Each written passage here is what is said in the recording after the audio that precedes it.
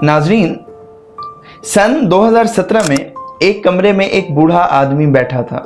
एक ऐसा आदमी जो व्हील चेयर पर मौजूद है, जिसका जिस्म तकरीबन जवाब दे चुका है, जिसके एक एक पट्टे ने हरकत करना छोड़ दी है।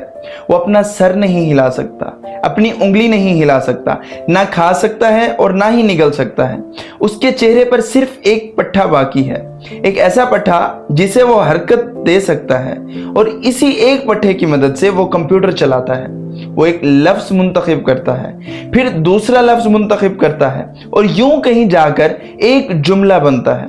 अपनी बात मुकम्मल करने में इसे अक्सर कई घंटे बल्कि कई दिन लग जाते हैं। लेकिन हैरत की बात यह है कि इसी हालत में भी वो दुनिया के बड़े बड़े सहाफियों को बुलाता है, क्योंकि उसके पास एक ऐसा पैगाम है, और ये पैगाम फिजिक्स का नहीं बल्कि एक वार्निंग है। वो कहता है कि इंसानियत के पास जिंदा रहने के लिए सिर्फ 100 साल बाकी हैं, और अगर हालात ना बदले तो इंसानियत का खात्मा हो सकता है। यहाँ एक अजीब सवाल पैदा होता है, अगर इंसान महज एक बेमकसद इत्तफाक है, जैसा कि वो सारी जिंदगी कहता रहा है, अगर ना कोई खुदा है, ना कोई जन्नत, ना जहन्नम, और ना ही मौत, और ना ही मौत के बाद कोई जिंदगी, तो फिर वो इंसानियत को बचाने की फिक्र क्यों कर रहा है? अगर इंसान का कोई मकसद ही नहीं तो उसकी बका इतनी अहम क्यों है? उस आदमी का नाम स्टीफन हॉकिंग है, और ये सिर्फ एक साइंसदान की कहानी नहीं बल्कि एक ऐसे शख्स की दास्तान है जिसने कायनात को समझने की पूरी जिंदगी कोशिश की। स्टीफन हॉकिंग के बारे में इंटरनेट पर बेशुमार साजिशी नजरियात भी मिलते हैं।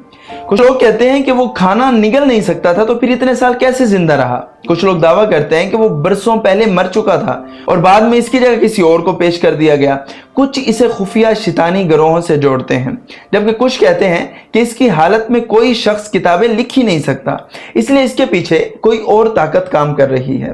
लेकिन हकीकत यह है, स्टीफन हॉकिंग ALS या मोटर न्यूरॉन बीमारी का मरीज था। एक ऐसी बीमारी जिसमें जिस्म के पट्टे आहिस्ता आहिस्ता मफलूज हो जाते हैं, जबकि दिमाग मुकम्मल तौर पर मुतहर्रिक रहता है। वो अपने जिस्म के अंदर कैद हो गया था, लेकिन इसका जहन पहले की तरह काम कर रहा था।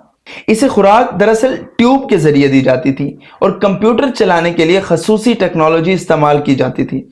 फर्क सिर्फ और सिर्फ इतना था कि वो दुनिया के मशहूर तरीन साइंसदानों में से एक था, इसलिए इंटेल जैसी कंपनियों ने इसके लिए खसूसी आलात तैयार किए। इसकी कहानी 1963 में कैम्ब्रिज यूनिवर्सिटी से शुरू होती है, जहां एक 21 साला नौजवान को बताया गया कि वो एक लाइलाज बीमारी का शिकार है।